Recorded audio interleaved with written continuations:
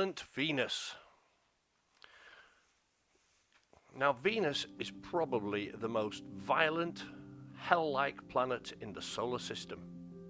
It's covered in volcanoes. In fact, there are more volcanoes on Venus than on any other planet in the solar system. Astronomers know of at least 1,600 volcanoes on its surface. But it's likely that many of them are too small to see, and it's currently thought that they are dormant, although a handful may still be active due to peaks that are detected in its atmosphere of sulfur dioxide. Now, Venus is a really weird planet because it rotates backwards compared to the other planets of the solar system. Seen from above, all the planets rotate counterclockwise, but Venus turns clockwise, so the sun would rise in the west and set in the east, assuming you could see it through the thick clouds.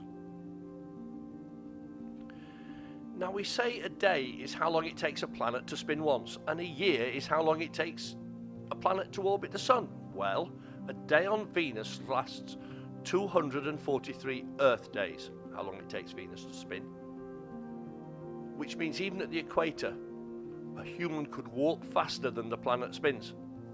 While a year on Venus, its revolution period around the sun, is shorter at just 224.7 days. So therefore, on Venus, a day is longer than a year.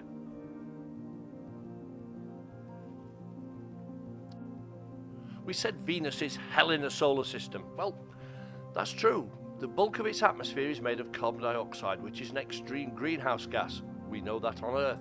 And it's causing the ultra warming that's happening on the surface of Venus. Down there, the temperature can reach between 460 to 480 degrees Celsius. Hot enough to melt lead.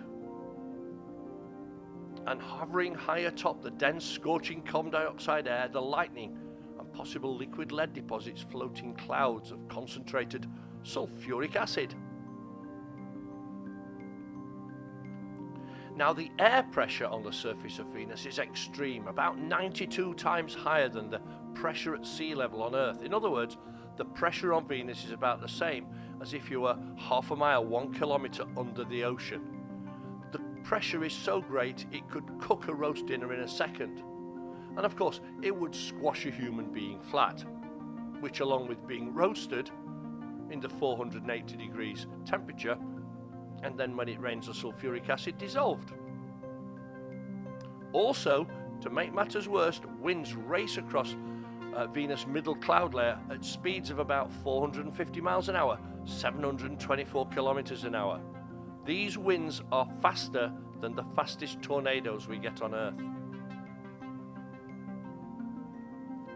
And finally, if everything so far wasn't bad enough, in 1995, the Magellan spacecraft spotted freshly deposited white coatings on some of Venus' mountains, which looked a bit like snow.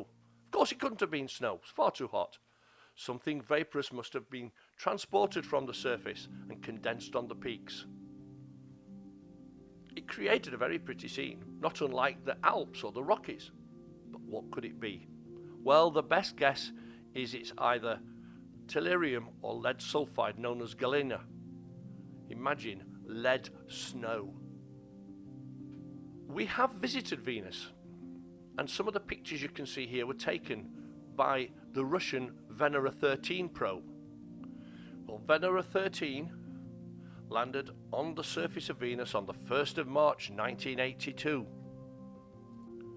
and it kept working for 127 minutes, the longest surviving robot that has ever been to Venus.